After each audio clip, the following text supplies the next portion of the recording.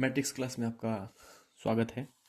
तो आज हम स्टार्ट करेंगे जीव विज्ञान का पहला चैप्टर। वैसे जीव विज्ञान में देखा जाए तो जीव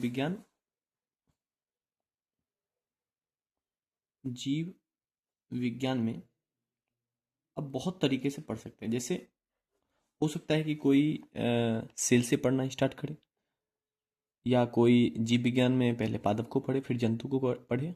बहुत सारे तरीके हैं, मगर जो हम लोग लेंगे उसमें सबसे पहले हम पादप और जंतु, यानी कि पहले हम पादप विज्ञान की तरफ देखते हैं और फिर हम जंतु विज्ञान की तरफ देखेंगे, जहाँ पे हम वन बाय वन करके डेप्थ में जाएंगे। तो सबसे पहले हम बात करना चाहेंगे जीव विज्ञान का चैप्टर नंबर 1,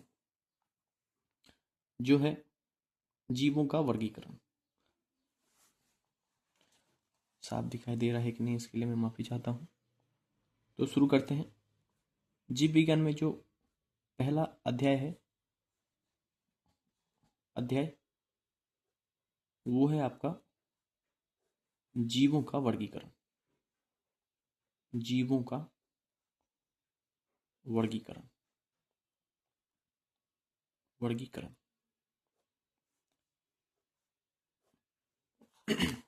तो जीव जगत का वर्गीकरण या जीवों का वर्गीकरण, इसमें आप जीव जगत यानी कि समस्त जीव जगत की बात कर रहे हैं। तो सबसे पहले मैं ये बताना चाहता हूं कि आखिर इसकी जरूरत कैसे हुई। तो सबसे पहले इस बात पे चर्चा करेंगे कि मान लीजिए कि किसी दुनिया के किसी एक जगह में आम को कोई आम बोलता है, कहीं पे मैंगो बोलेगा, और कहीं पे नाम अलग अलग हो सकते हैं। तो अलग अलग देशों में, अलग अलग संस्कृति में, अलग अलग भाषा में एक ही वस्तु का नाम, एक ही चीज का नाम या एक ही जंतु का नाम अलग अलग ना हो, और इससे होने वाली समस्या को खत्म करने के लिए दुनिया में दो संस्था बनाया गया, ICBN और ICZN। IC का मतलब हो गया international code of botanical nomenclature.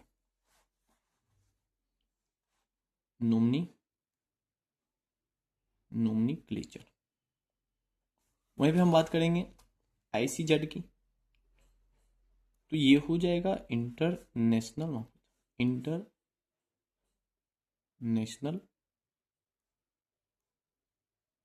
Code of zoological nomenclature.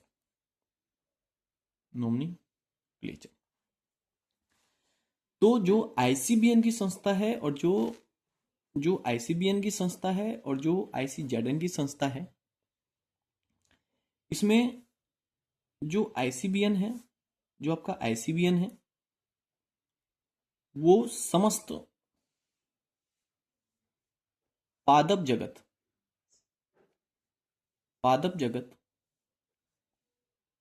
के नामकरण के लिए रिस्पॉन्सिबल है, और ICZN जो है समस्त जीव के लिए, समस्त जीव जगत के लिए, यानी कि जीव से बेहतर होगा जंतु जगत के लिए के नामकरण के लिए एक संस्था है, जो यह समस्या खत्म करती है कि एक ही जंतु और एक ही पादप के अलग अलग नाम हो, जिससे हमें समझने और कभी कम्युनिकेशन मिसगैप ना हो, जिससे हम मेरी अंडरस्टैंडिंग या हम लोग की अंडरस्टैंडिंग बेहतर हो। इसके लिए ICBN और ICZN की स्थापना की गई। तो ऐसे लगभग 1.7 मिलियन से 1.8 मिलियन के बीच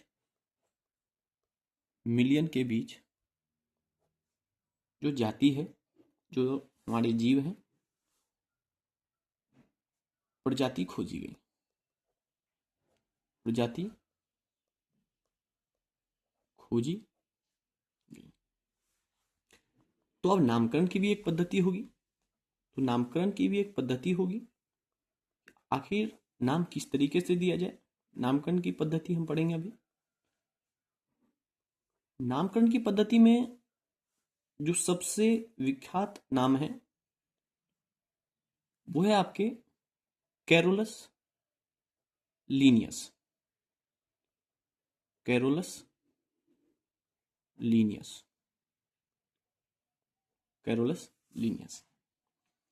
अब ये कैरोलस लीनियस जो सर थे, वो जीवों को, समस्त जीवों को, समस्त जीवों को, जीवों के जो नाम है, जीवों को नामकरण की पद्धति दी, नामकरण की पद्धति में समेटा।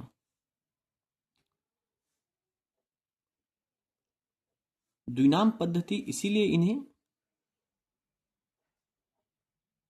द्विनाम पद्धति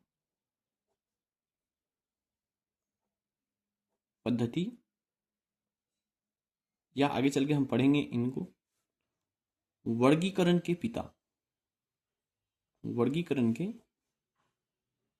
पिता भी कहते हैं, पिता कहते हैं।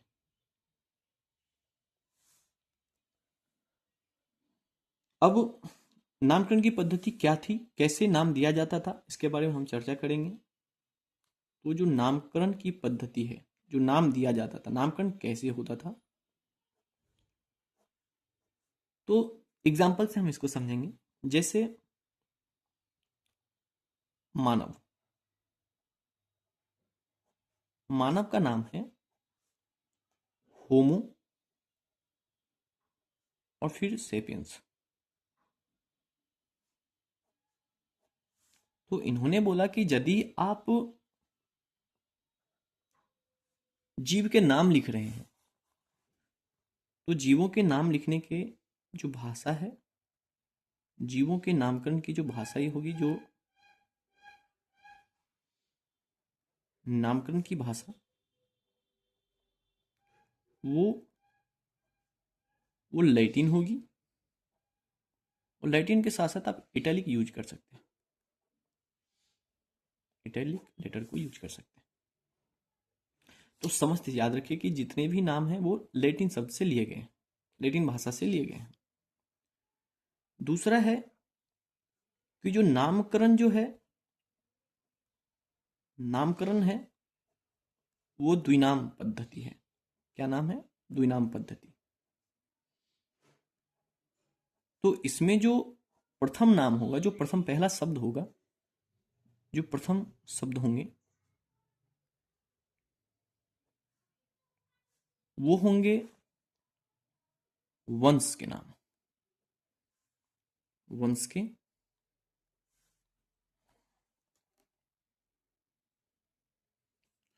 वंश के नाम होंगे, वंश के नाम होंगे। और जो दूसरे शब्द होंगे, जो द्वितीय शब्द होंगे, द्वितीय शब्द होंगे वो जाति का संकेत देगा, जाति का संकेत देगा। जैसे अभी हमने देखा कि जो मानव के नाम हम लिख रहे हैं या इंसान जो हम लिख रहे हैं होमो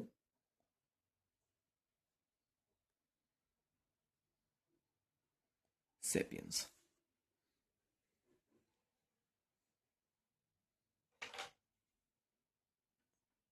अभी चाहता हूं 1 मिनट के लिए।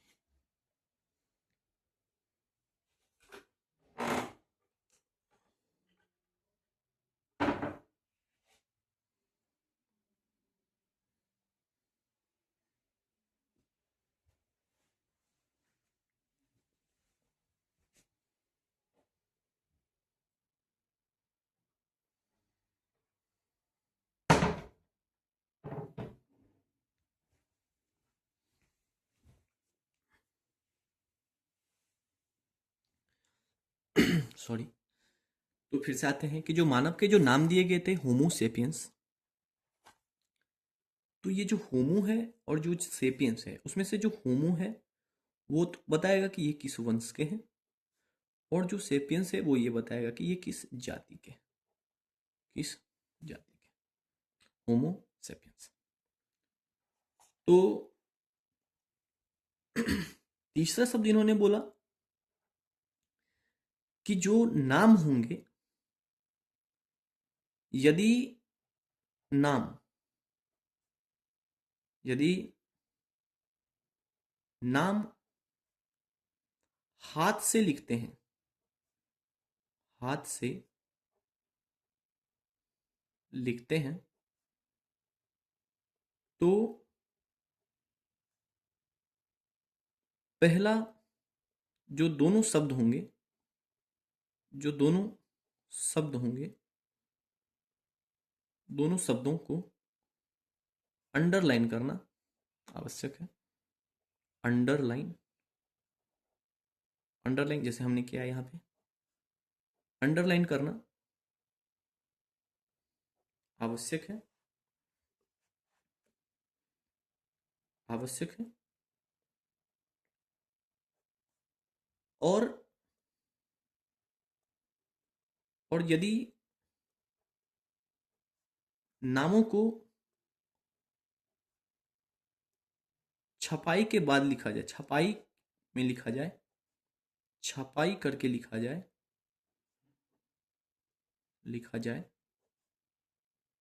तो तो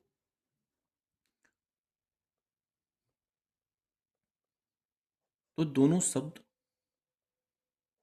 तिरछे होंगे। माफी चाहते हैं, दोनों शब्द तिरछे, तिरछे होंगे, तिरछे होंगे। चौथा बात इन्होंने बोला है कि जब नाम का पहला अक्षर, नाम का पहला लेटर, पहला अक्षर, अक्षर जो वंश का होगा, वंश का, नाम का पहला अक्षर कैपिटल होगा, कैपिटल होगा।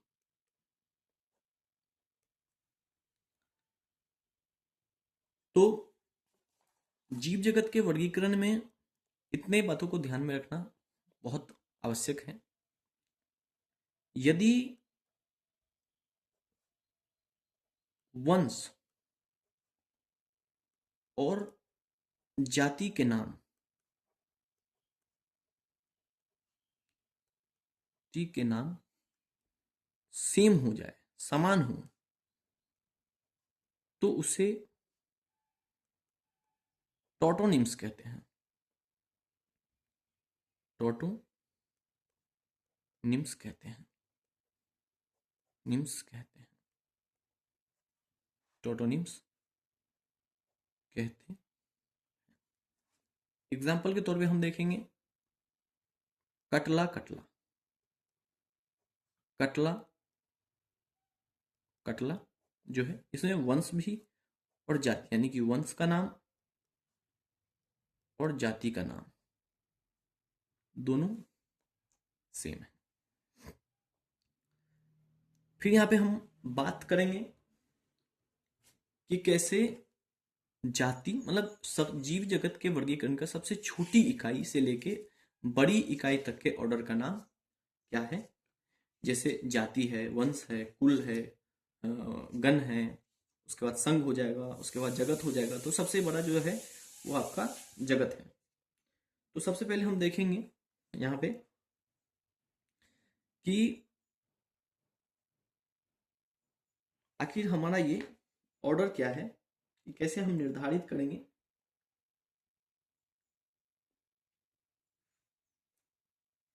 तो यहां से करेंगे कि जीव जगत के, जीव जगत के वर्गीकरण, जीव जगत के वर्गीकरण जो हमने किया है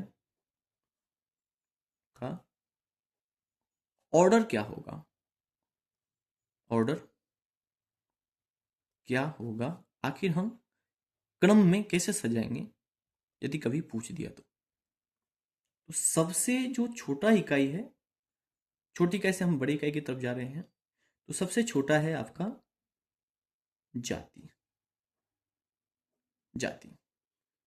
फिर उससे बड़ा है आपका वंश, फिर आप उससे बड़ा है आपका कुल, फिर उससे बड़ा हो जाएगा आपका गण, फिर उससे बड़ा हो जाएगा आपका वर्ग, जैसे क्लास बोलेंगे, फिर उससे बड़ा हो जाएगा आपका संघ,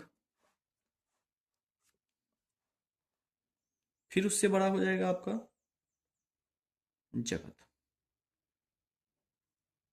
तो ये बात ध्यान देने वाला बात है कि जो जाति है और जो जगत है, ये सबसे छोटी इकाई है, सबसे छोटी इकाई है, और जो जगत है वो सबसे बड़ी इकाई है, सबसे बड़ी इकाई।